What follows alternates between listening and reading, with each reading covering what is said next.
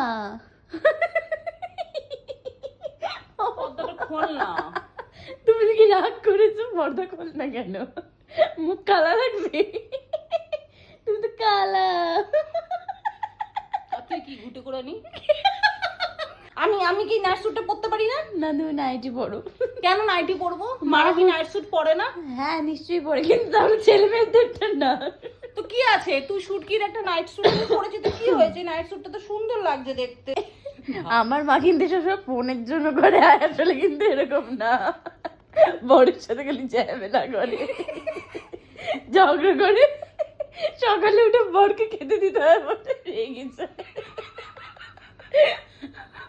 বরকে সকালবেলা ছাতু করে দিতে কষ্ট হয় আমার মা। এই বেলা 11টায় ঘুম থেকে উঠে, সরি, যখন ওই যে দিদিটা আসে 12টার সময়, তখন আমার মা বিছানা থেকে উঠে। এরকম বলছিস তো? এটাই তো সত্যি, এরকম বলছিস তো? এটাই তো সত্যি।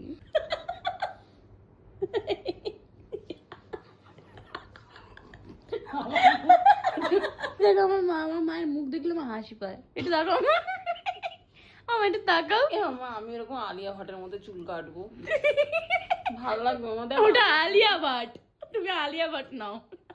তো কি আছে, আমি মুটি ভাট। দেখ চোখটা কি সুন্দর। আমরা আলিয়া ভাটকে যখন আমি রোগা ছিলাম ছোটবেলায়, তখন তোকে আলিয়া ভাটের মতো লাগবে। আলিয়া ভাটের মতো দেখতে লাগতো। আলিয়া ভাট লজ্জা পেয়ে যাবে কথা শুনতে। আরে হ্যারে, পাড়ার সব ছেলেরা বিয়ে করবার জন্য পাগল হয়ে যেত।